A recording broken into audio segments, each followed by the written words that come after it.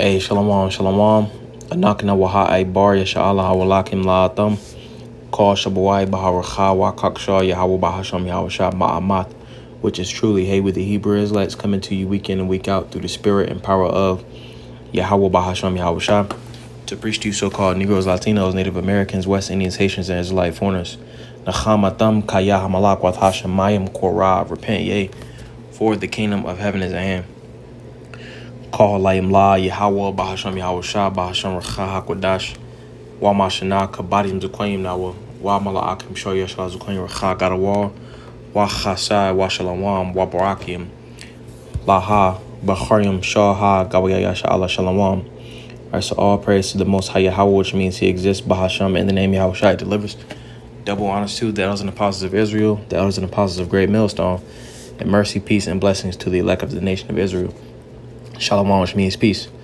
So this is an article in RT. It reads, it says, IMF warns of sharp increase in grain prices. It says the termination of the Black Sea grain deal could send prices up by 15%, the agency's chief economist reportedly said. It says global grain prices could jump by as much as 15% after Russia declined to renew the Black Sea grain initiative last week, Bloomberg reports, citing the IMF's chief economist. It says Pierre Oliver G. told reporters on Tuesday that the Black Sea Grain Initiative was very instrumental in it says in ensuring ample grain supply in the last year, and the termination of the agreement is likely to put upward pressure on food prices.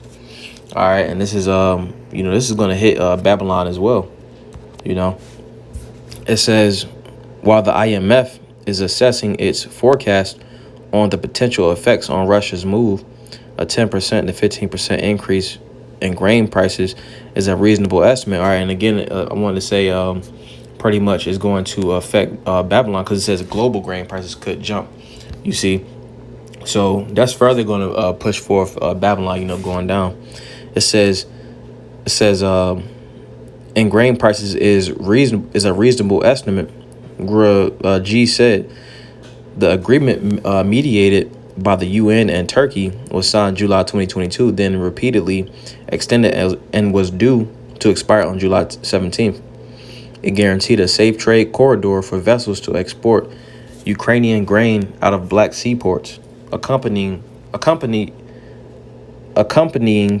the deal was a Russia-UN memorandum aimed at facilitating Russian agricultural exports, which, although not directly targeted by Western sanctions, have faced problems due to Western sanctions.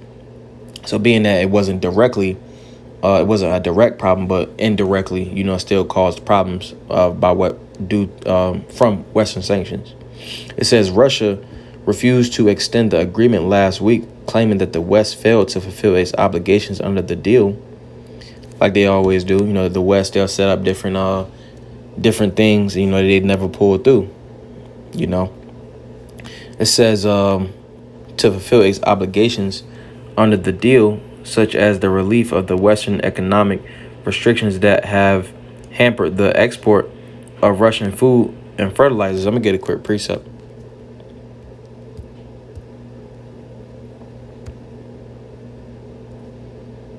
This is Isaiah 10 and verse 1. It says, woe unto them that decree unrighteous decrees, and that right grievousness which they have prescribed. All right, and pretty much who does this? Esau Edom does this, you see, but I'm applying it to specifically America, Babylon the Great, because for so long they'll write different decrees, all right, and they make different agreements. They'll put things into legislation, all right, and then whole time they know that they don't have any intentions of holding their end of the deal. You see, that's what makes it an unrighteous decree. So destruction to those that do that, and specifically America, Babylon the Great, because they did that with Gad, you see. Let's keep going. It says Russia refused to extend the agreement last week, claiming that the West failed to fulfill its obligations under the deal, such as the relief of Western economic restrictions that have hampered the export of Russian food and fertilizers. Moscow has also criticized the grain deal for not living up to the humanitarian justifications. Most of the Ukrainian products were sent to wealthy nations rather than poor countries. Most threatened by food insecurity. All right, and who's chiefly in these poor countries? A lot of people in these poor countries is Jakes. It says most threatened by food insecurity. It says Moscow said on Tuesday that the grain deal could still be revived by Moscow receives the sanctions relief that it was promised by the UN. I'm reading again. It says Moscow said on Tuesday that the grain deal could still be revived if Moscow receives the sanctions relief that it was promised by the UN. So pretty much, what is this going to lead forward to? Because you got a lot of foods that rely on grain, i.e. bread, like cereal, which cereal isn't really good for you, but a lot of stuff relies on grain production. All right, and this is going to push forth a famine, you see. So let's get some precepts. This is Ezekiel, also Yahzak Allah, chapter Ezekiel chapter 4 and verse 16. It says, moreover, he said unto me, son of man, behold, I will break the staff of bread in Jerusalem, while Yerushalayim by a Bariath, which is Jerusalem in Hebrew, Yerushalayim. And they shall eat bread by weight and with care, and they shall drink water by measure and with astonishment. All right, which is going to, back in those days, in those times, you see. But it says they shall eat bread by weight. All right, and weight. Get this word for weight. It should say shakwal, mashakwal.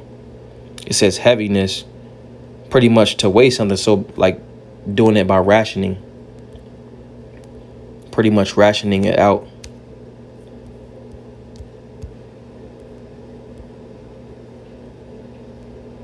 Yeah, pretty much rationing it out. You see, because being that the price is going to go up, you see, that's going to coincide with the shortages, that's going on.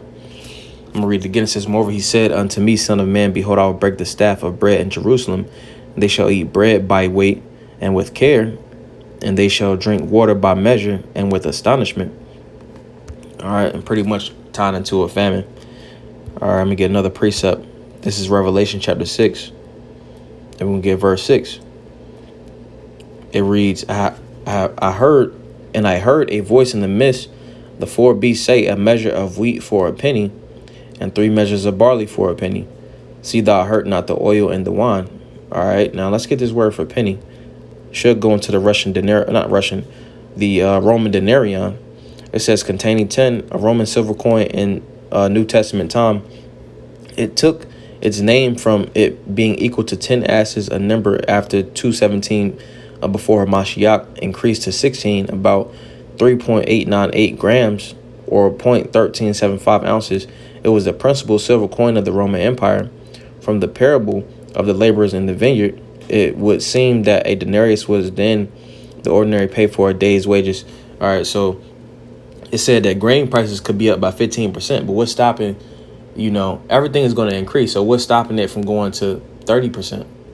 You see, just speaking hypothetically, what's stopping it from going to 40%, 50%? You see, to where it's super expensive. You see, going into hyperinflation. All right, let's get another one. This is second Esdras, also Izara. That's how you say it in Hebrew.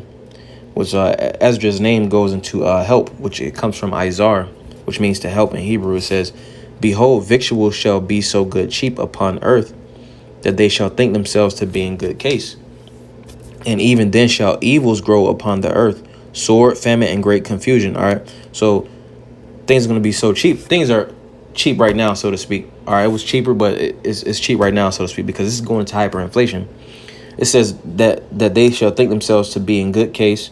All right, people are still relaxing. People are still able to go to the store. They still able to pay their bills somewhat. It says, and even then shall evils grow upon earth. Eve is a time. It was bad times. All right. It says grow upon earth the sword, which is a killing instrument. A lot of death. It says famine. All right, which we're talking about a famine right now because the prices is going to increase. You see, so it's going to be more difficult for people to access those things. And then also tying into how the weather has been making it hard for different crops to grow. You see, so that's going to lead to a famine. Everything is is interconnected. It says famine and great confusion. People are going to be like, they're going to, like the scripture say, there's a crying for wine in the streets. Let me get that real fast, because pretty much, people want answers now, but it's only going to increase. This is Isaiah, also Yeshaya chapter 24 and verse 11 says, there's a crying for wine in the streets, going into that great confusion. All the joy is darkened and the mirth of the land. It says the mirth of the land is gone. All right. And mirth going into entertainment. You see, it's dying down, but it's going to die down even more. You see, it says all joy is darkened. You see, ain't nobody, like during Jacob's trouble, ain't nobody going to be looking, or slide, ain't going to be no joy in this place. You see, it says there's a crying for wine in the streets. All right, so it's crying for wine in the streets, and that wine represents answers. You see, why is a lot of death going on? Why is why is it famine? You see, why can't anybody have answers for anything? You see, people are going to want answers. You see, and that's the time we're nearing up into. You see, so Adawan Ratazah by Naya Palo is with us, a beautiful edification through the spirit. Wow, Adawan Ratazah, a thumb Yash Yawam Tawab. Those are you all have a good day. Hey, shalom, shalom.